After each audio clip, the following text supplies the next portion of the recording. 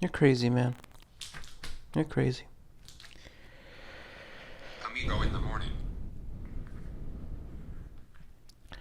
Coast to coast and around the world, welcome back to Minneapolis, where I have Amigo in the morning.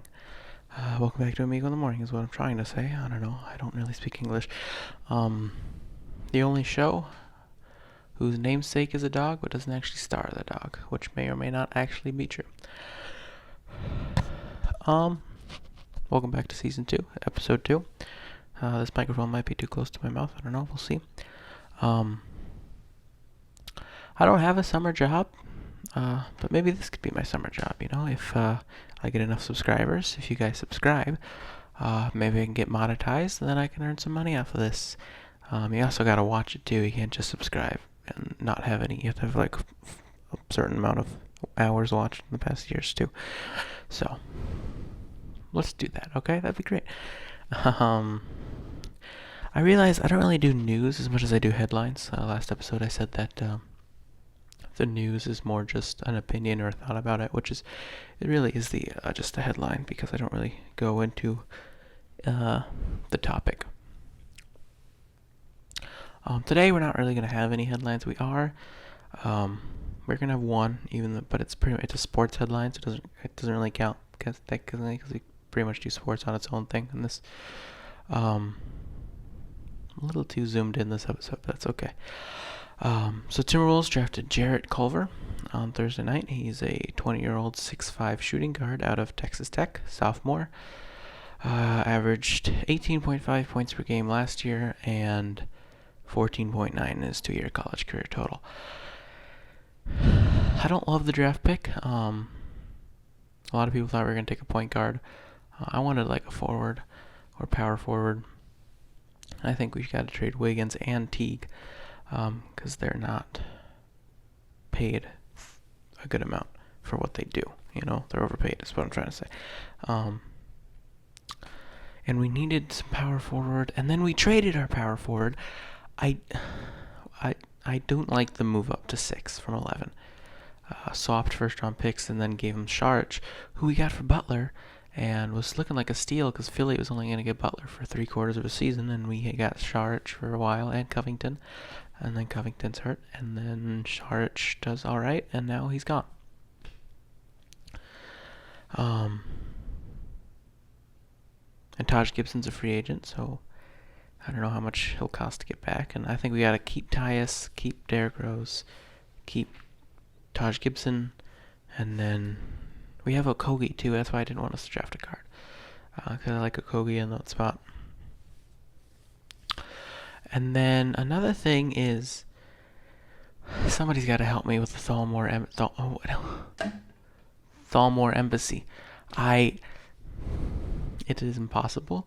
I don't know what to do. I saved it, the game,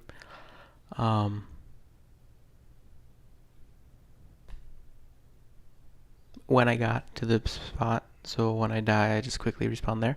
But for whatever reason, my previous spawns aren't, I don't think, until like 5 hours earlier, because I manual saved instead of quick saved, and that messed things up. So either I'll spawn and get killed right away because I have no time, or I'll have to go back 5 hours or 3 or a certain amount, very long type of gameplay. Like, I've done a lot since that save. I joined the Stormcloaks. So I need help with diplomatic immunity. I even like read and watched walkthroughs, which is something I don't want to do because I don't want to cheat. But it doesn't help me because it just says you gotta sneak or beat the guards, except for the part with the trapdoor key. I wasn't gonna figure that out. I can't beat them though. There's 3 of them, and the wizards are too strong. What I like to do is I like to have fire in my right hand and healing in my left. I'm a wood elf, and then fire him a little bit, and then when I'm running, heal. It doesn't work because there's not enough space, and I don't know what to do. I watched something that says you gotta like sneak or hide in the side room when you're just about to start, and then sneak up on one, try to take them one-on-one, and I don't know how to do that. Plus, I don't think I might not have a save there. So I'm stuck. And I don't know what to do, so somebody help me if you've played the game, which a lot of people have. I haven't even mentioned the name of the game, and I think not enough people will figure it out. I did that intentionally. So if you played the game, message me any tips. I'm a level 7, and I don't have a lot of potions. That's the thing, I have like 5 potions with me.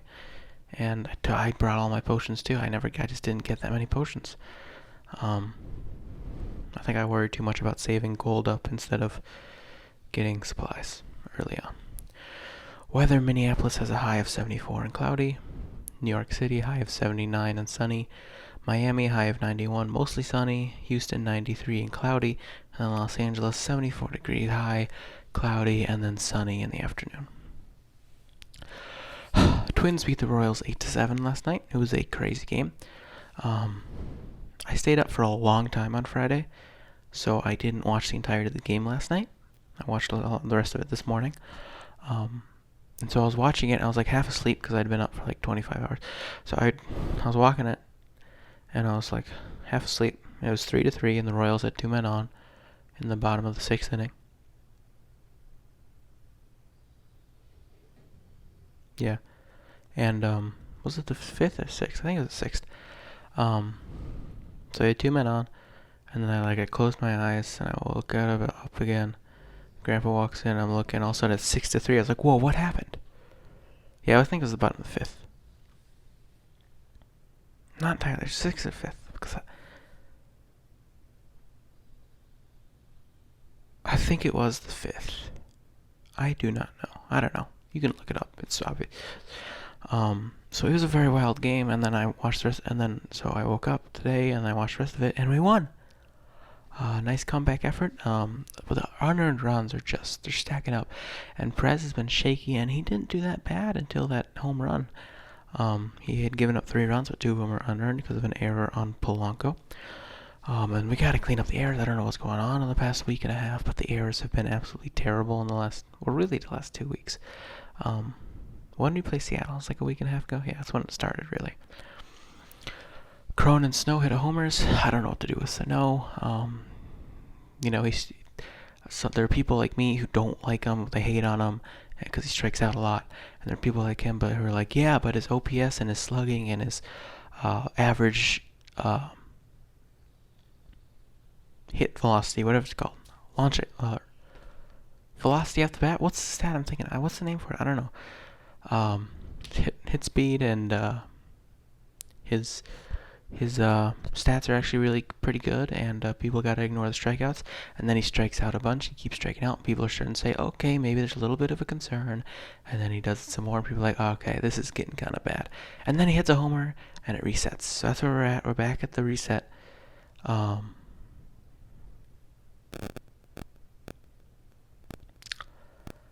I don't know. I still think Sano isn't ready yet, especially to be a starter.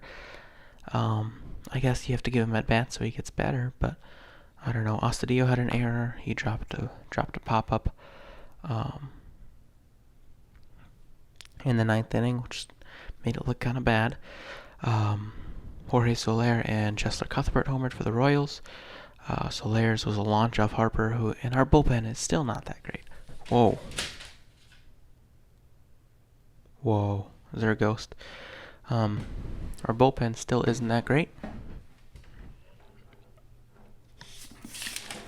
Harper pitched 2 innings. Seems like Harper gives up a run every time he pitches now, and sometimes he goes more than an inning. Rogers came in clutch again. Duffy had a good inning. Rogers made a great play to end the game. Comebacker, he threw it to first, got him out, double play. Rosario, 3 for 5 with 3 RBIs. Rosario is one of 4 twins, along with Blanco, Crone, and Cruz, who made it to the starters election. I don't really like the idea of the starters election for the All-Star game because you have a chance to be a starter, but if you're not a starter, you might not even make it at all. Like Aaron Judge, he got voted, which is ridiculous because he's played 20 games a season. He's a top 9 outfielder. And if he doesn't start, if he doesn't get one of those top 3 positions, he's probably not going to make it. Because then the MLB's going to be like, okay, well, he has a lot of votes, but, does he qualify it? Which is crazy. So Kepler still has a chance to make it, and he isn't, doesn't have a chance to be a starter, though, which doesn't make sense. I don't really like it. I like the idea, but I think like the ones that advance should automatically qualify. So I feel like everybody who makes it to the starters election. Oh, I just realized how crooked this is. Everybody who makes it to the starters election should be the qualifying bid to make it at all. I don't like the phrase bomba, or bomba as some people say.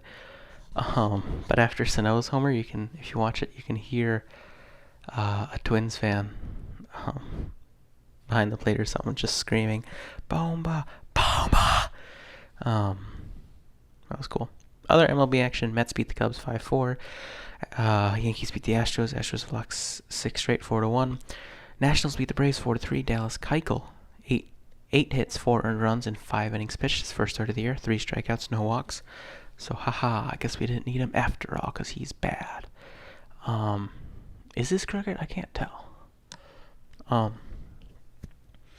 Pittsburgh beat San Diego 2-1. Marlins beat Philadelphia 2-1. Philly is now just 3 games above 500. I don't know how you lose to the Marlins. I keep saying that, and the Twins have a 3-game series in Miami at the end of the year, and if we lose one of those games, I'm going to be so done. Red Sox beat the Jays 7-5, 10 innings, walk-off home run by Christian Vasquez. Tigers had a 5-2 lead against Cleveland. Cleveland came back and won at 7-6. Cleveland's still 9 games back. Thanks a lot, Detroit, for nothing. Texas lost to the White Sox 5-4 in 10 innings. Brewers lost to the Reds 7-11. Angels lost to the Cardinals 5-1. Pujols' first game back in St. Louis. It's been a certain amount of years, like 8 years since he was a Cardinal. And just because of the way they select the National League games every 3 years, he hadn't gotten to go there yet. So I guess every 3 years the Cardinals had played in Los Angeles instead. And now they finally went to St. Louis.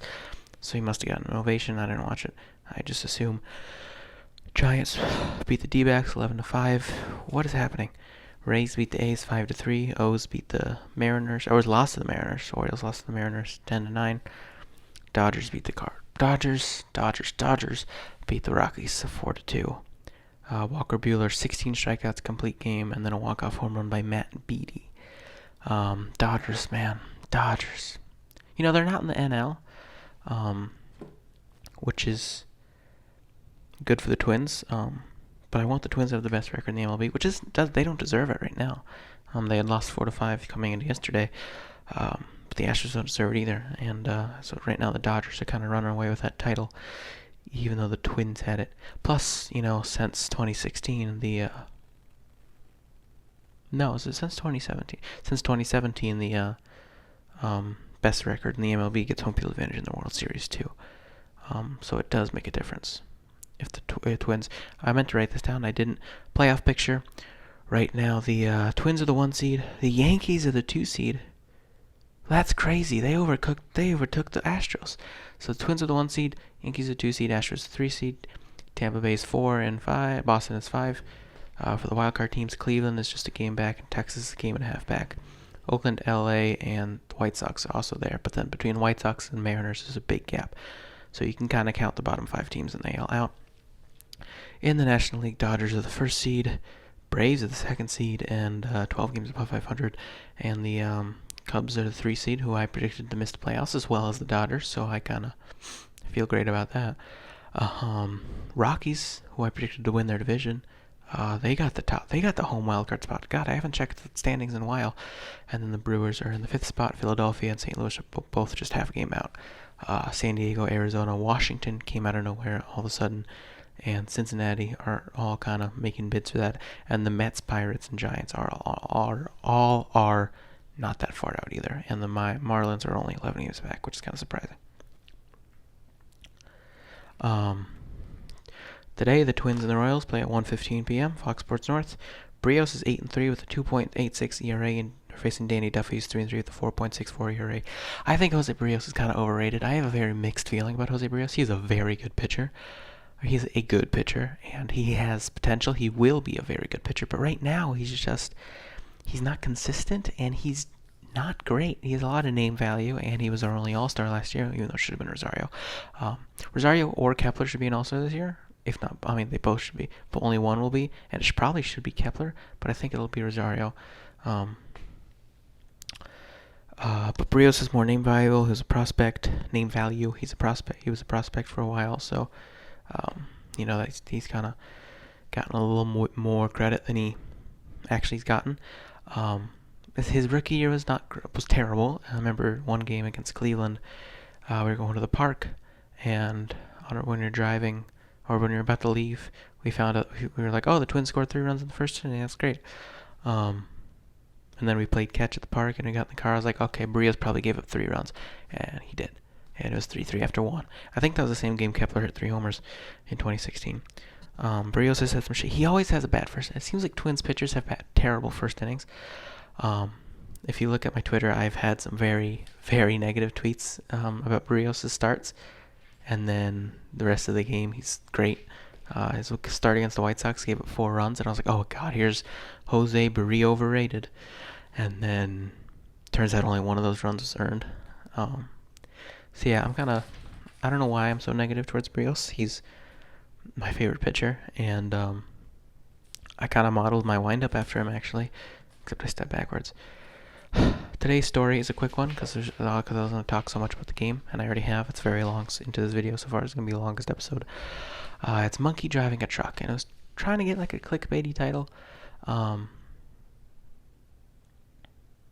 it's not really. It's just a story. So I was on a field trip to Grand Slam, which is arcade and batting cages and laser tag.